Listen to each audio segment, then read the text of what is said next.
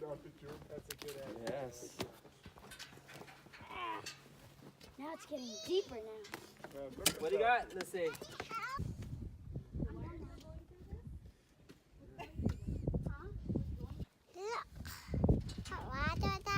Baby. Hi. You are filthy. Did you know that? Did you know you're covered in mud and dirt? Oh my goodness. Oh my goodness.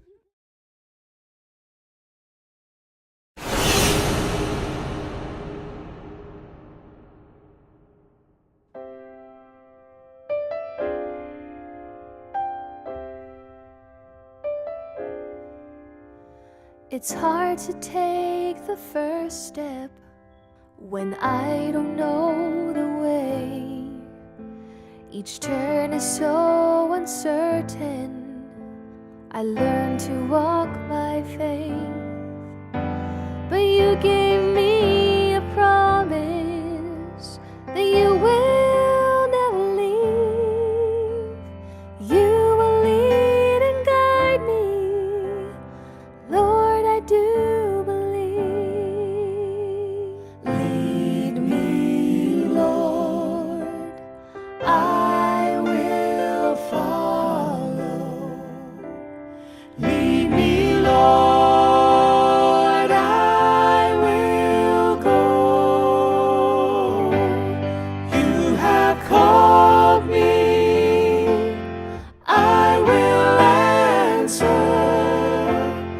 Lead me, Lord, I will go. You have called me, I will answer. Lead me, Lord, I will go.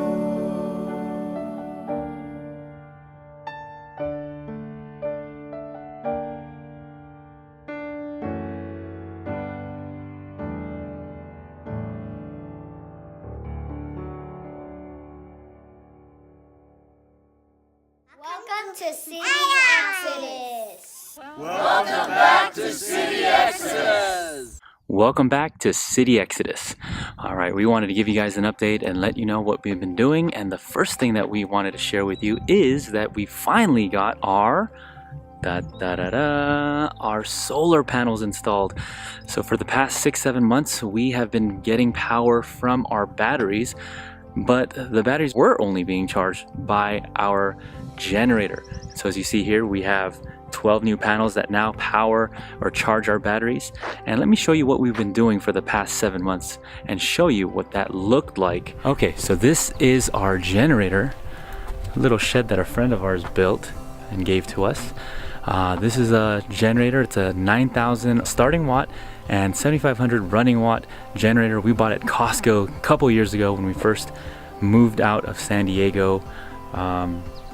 It's held up the past 7 months that we've been using it non-stop pretty much every day. Like I said, this takes gas and also takes propane, but we use it mainly, we use the gas function mainly. So that's what we were doing, and that generator powers our, let me show you, might as well give you guys a little tour. So here you go. So here is our setup here. And you see here are 2 of our batteries. Sorry if the lighting's not good, but these are 2 lithium phosphate batteries, and they are 48 volts each. And basically our charge controller, our inverter, and our panel. So yeah, this is it. This is what the generator charged these batteries down here. And there you go. I think the solar's kicking in. So yeah, that is what our setup looked like. And so we had this already set up, and like I said, the generator was powering it. And so we lived for 7 months. One thing I wanted to mention about these batteries here, these are the Simplify lithium phosphate batteries. And the special thing about this is originally when we wanted to go solar, we were going to go with the lead acid batteries. And so with a 48 volt system, we would have 8 6 volt batteries. And so with that, I decided I think each battery weighed about 150 pounds, and I remember doing some research and homework on it that you had to refill it with distilled water every now and then, and then you'd have a risk of corrosion when you maintain it from spilling water on them, and you can't go lower than 40% of the charge on the battery just to get at least a 7 to 10, maybe even 10-year max battery life out of it. And so when I found out about these lithium phosphate, the catch was I would probably spend more because they're lithium phosphate. I guess, you know, they're more expensive. Imagine that you're paying double than the lead acid, but these two batteries are equivalent to the 8 batteries, lead acid batteries. The good thing is they're maintenance free. You don't need to add distilled water to them, and you could use them completely 100% of the charge. And that's pretty much what sold me. I want to do less. I don't want to have to watch these and monitor them. And if you want to add on, you could add on at any time. It doesn't affect the system. It doesn't affect the batteries. In 2 years, if I decided to get something that's going to take up a lot of electricity, then I'll just add another one. I'd buy another one. And I mean, if you have the initial money to buy these batteries, they last for 30 years. So, I mean, 30 years, if you do the math, compared to 10 years with lead acid, it seemed like a no-brainer. But at the same time, if you have the money up front, if you have that much money to use, then I would definitely recommend lithium phosphate batteries, because they've been doing great for us. And yeah, so that's what our system looks like. So hopefully that helped. We were also blessed to host the End Time Preparation Camp Meeting 2020, put on by Brother Jim Buller, Preparing to Stand Ministries, and his team.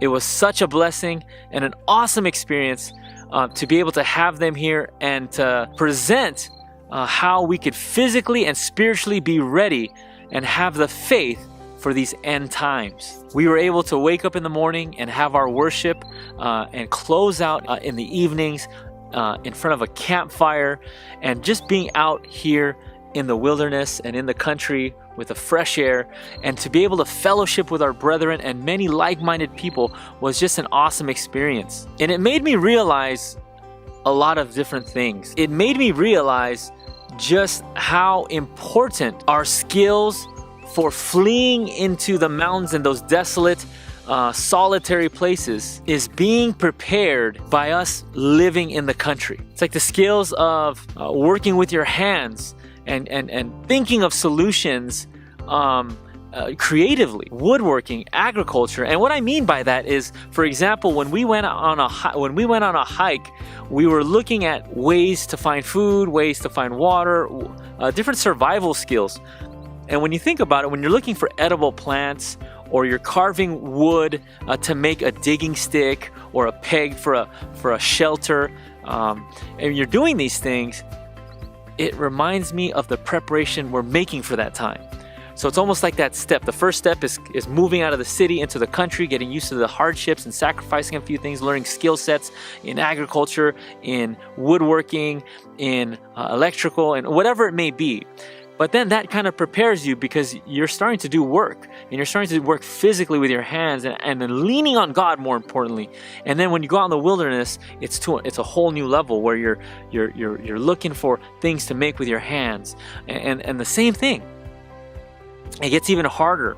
And I know Brother Jim mentioned this in one of the in the trailer for the camp meeting, is that he mentioned Ellen White's vision of us gradually going down that narrow path and removing things until eventually we pretty much have nothing left to carry, and nothing else that we're bringing with us.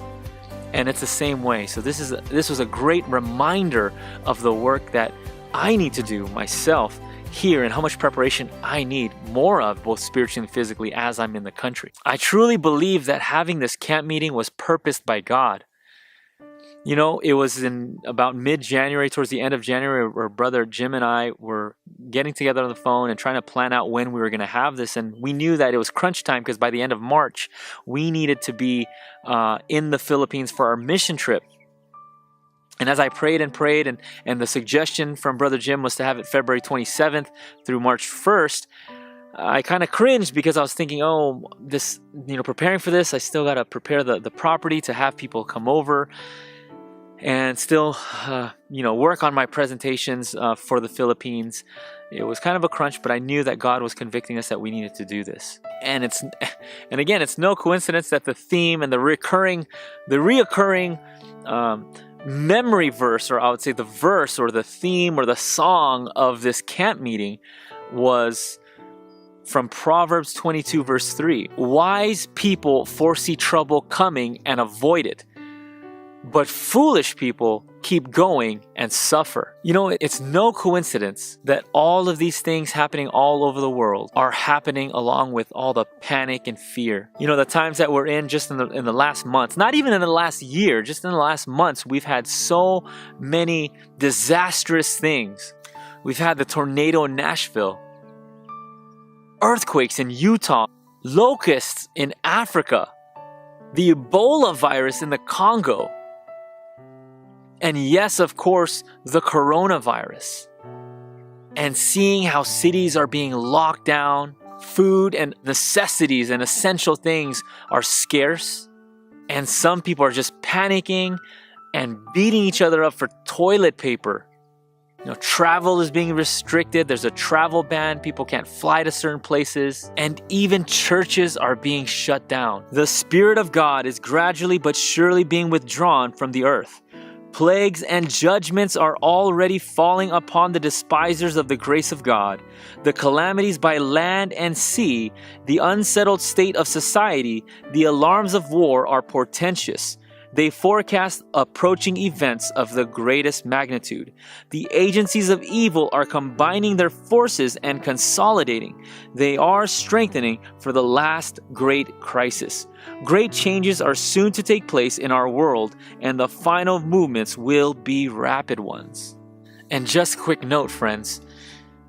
Did you realize that there are headlines that state that emissions are down since cities have been locked down for the coronavirus? We see all over the world, especially here where it hits home, that graduations, parties, and different get-togethers are being canceled. Sporting events, I believe NBA, the basketball league, is being canceled.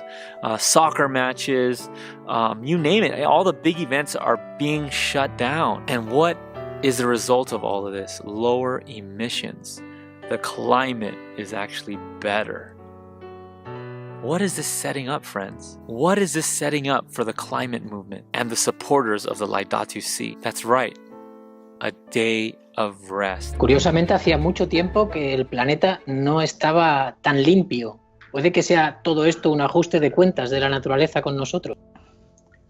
Hay un dicho que seguramente vos lo conocés. Dios perdona siempre. Nosotros perdonamos de vez en cuando. La naturaleza no perdona nunca. Los incendios, las inundaciones, los terremotos. O sea, la naturaleza está pataleando para que nos hagamos cargo del cuidado de la naturaleza.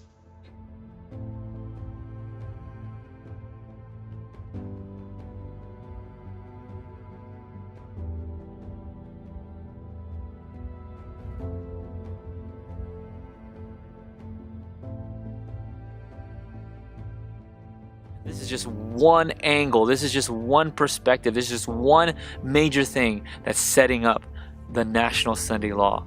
There are many other things that are setting up, including what's happening around us now. So as you know, we were supposed to be going to the Philippines in April, and we're going to be leaving in the end of March, and we were preparing. We have been preparing for the camp meeting and for this mission trip, our solar, and our other projects at home. But during this time, during these past couple of months, at the same time, we were feeling the conviction of preparing for the great crisis and for the time of trouble. Because this is what we came out here for, is also to prepare and to prepare for visions, to get the medical missionary work done, our outpost, And for those of you that know what I'm referring to when I say preparing our ark, this is referring to the other episodes for when the National Sunday Law comes, that we would have a place prepared and provisions prepared for those people, refugees who would be fleeing from the cities last minute. So we would have our gardens prepared and just have provisions for those who would be coming. Well, these had to be put on hold. So much time was consumed for these projects here and for the Philippines trip, and so we weren't planning to start on gardening and getting things ready to that degree until May, which is when we would have come back from our Philippines trip. But this coronavirus has been a faith check, a gut check, a readiness check. It's definitely a prelude to how life would be like during the no buy no sell or during the Sunday law. And it's obvious that the country is where we need to be. And you know, it holds true, because as we go to our nearest large city, the shelves were empty when all of this kind of started happening here. And the bigger cities, I could see the reports from family and from friends and social media that shelves were getting empty. People were fighting over certain items and essentials that they were needing, and people were in a panic. But out here, where we live in a smaller town, our shelves were stocked, and all the people seemed pretty calm. We hadn't had a case out here for a long time, up until the last minute. And not until now, we see a lot later that people from out of state and in the bigger cities are coming to our smaller stores and taking a lot of our supplies, according to a lot of the employees here at these small shops. So going back on the status on the Philippines mission trip, I know a lot of you have been concerned. We really appreciate your prayers. And so I wanted to give you an update. You know, when we first had this proposed to us to go to the Philippines and present the health message and the gospel message and do medical missionary work out there, we were excited, but at the same time we wanted the will of God to be done, because we knew that we had to prepare for a lot of things out here in the country.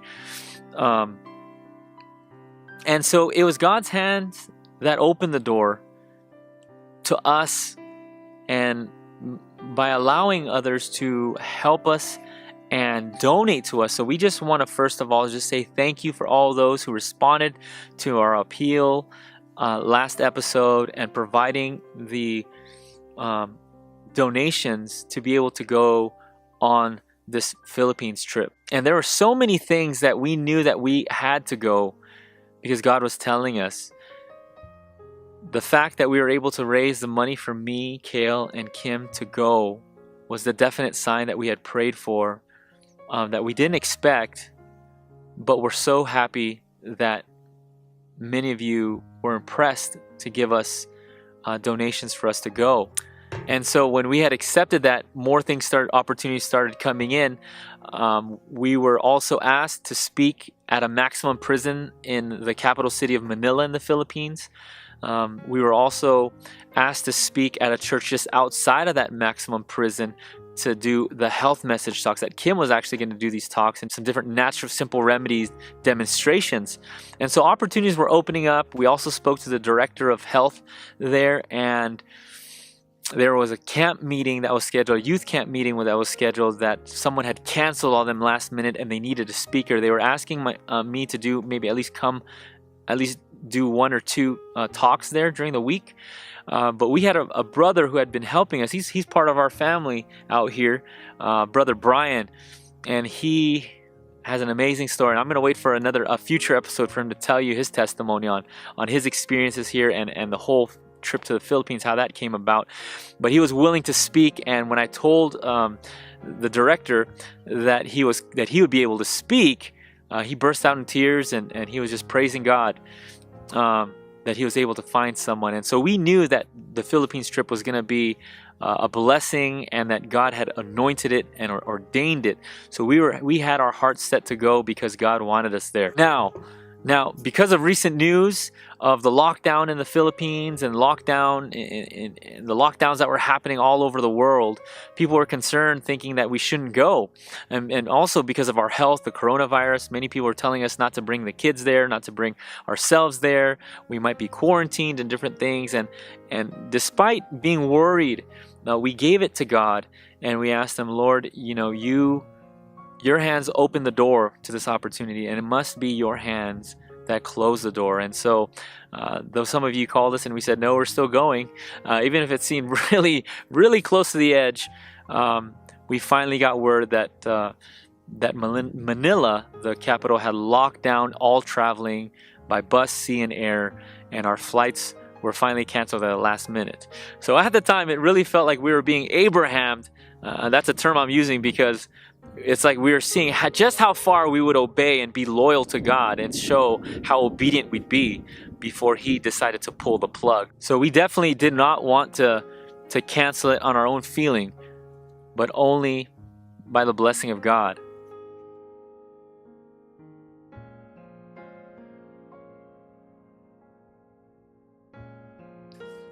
Friends, it's time that we heed God's instructions and really ask Him and wait for His leading, especially in a crucial time like this. But more importantly, when we get that conviction, that answer, that we go, we do.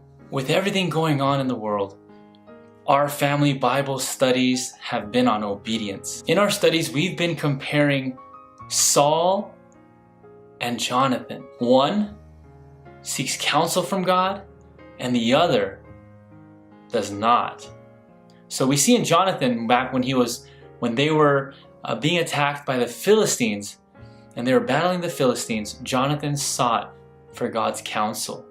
Come, let us go over unto the garrison of these uncircumcised. It may be that the Lord will work for us, for there is no restraint to the Lord to save by many or by few.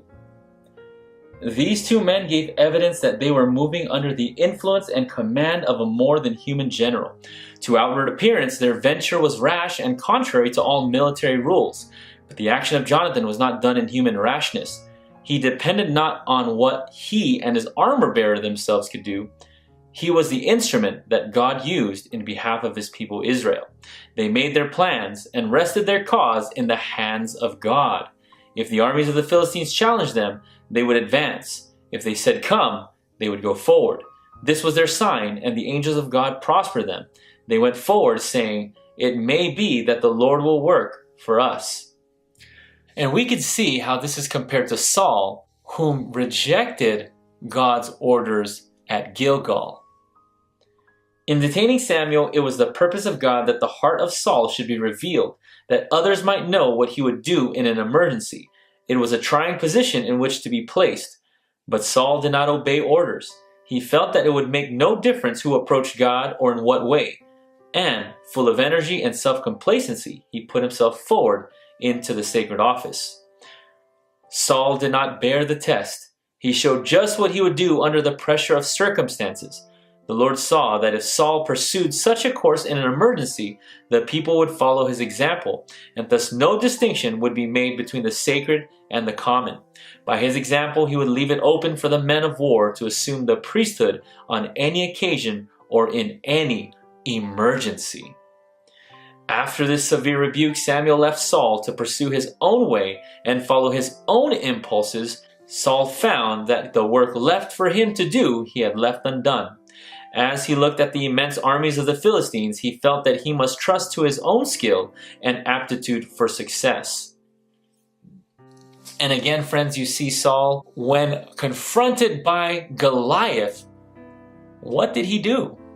Did he ask for God? Did he prepare and pray with his armies? Did they turn to God? Or did he look to his soldiers and ask who would be brave enough to fight Goliath and get the reward? Saul is a great example of seeking no counsel and asking to be led by God and asking what is God's will. Whereas you see Jonathan asked for God's help and gave God his plans and waited for his answer. See, friends, obedience brings blessing and disobedience brings curse. Today we are seeing decisions made to obey or do it our own way. We're getting a small inkling and glimpse of what it will be like in the very last days. What if this is it? How prepared are we right now? Water, food, and all the essential things we need. Have we raised our own provisions? The medical missionary work, which is the work that will be done to the end, is what our prophet says. How prepared are we to do this work? Are we growing our own herbs? Will we have the supplies needed to carry on the medical missionary work without being able to buy or sell? Today we see the church is closed, but medical facilities are open and busy. This is a faith check, friends.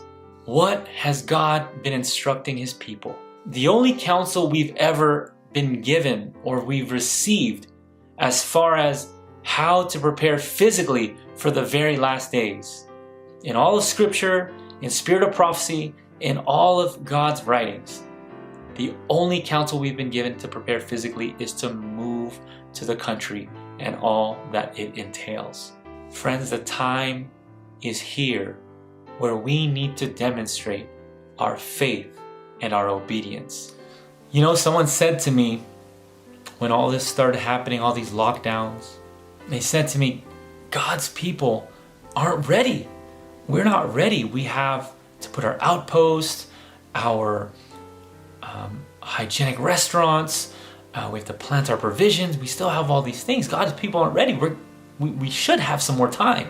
You know what the scariest part is, friends? Is that God's people are ready. They do have their outposts. They do have their provisions ready. They do have their hygienic restaurants. But what if we're not part of God's people? It's time, friends, to truly seek God and not just pray, but also act on His answers. In the midst of the global panic, we have true peace because we have the Prince of Peace. We know what we need to do, and we have our God who answers prayers to lead us to be in His refuge. God is giving us an opportunity now not only to ready ourselves, but to ready others. And in that process to lose self and surrender all to His will. Our characters are being prepared more so now more than ever. Listen, there's an economic recession. It's harder to buy food and supplies and essential things. People are stockpiling on guns and ammo. You know what is the most essential thing right now? The most important people right now are the medical people. What does that tell us about the counsel we've been given? Is this an inkling?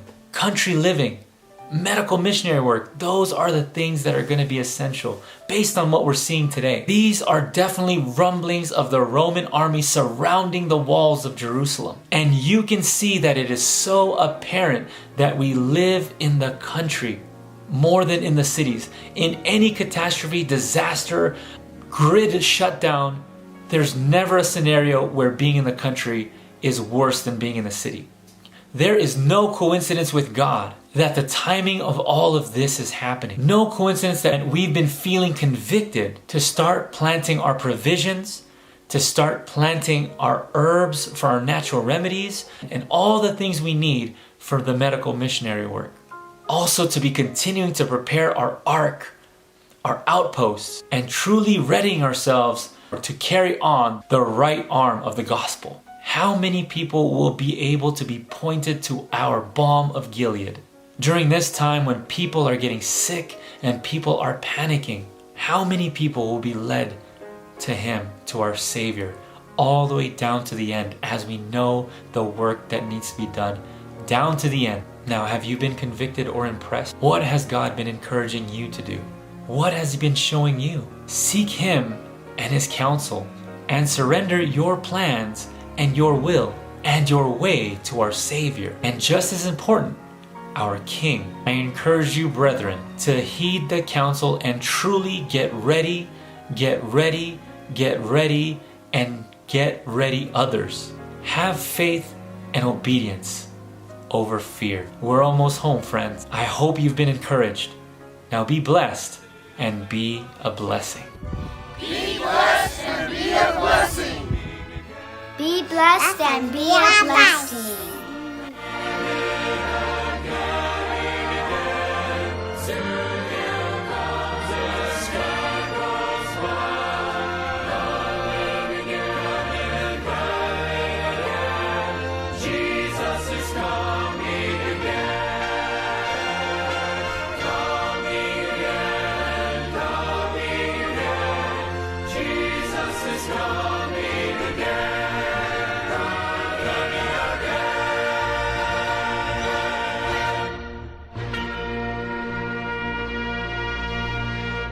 trust and obey, for there's no other way to be happy in Jesus but to trust and obey.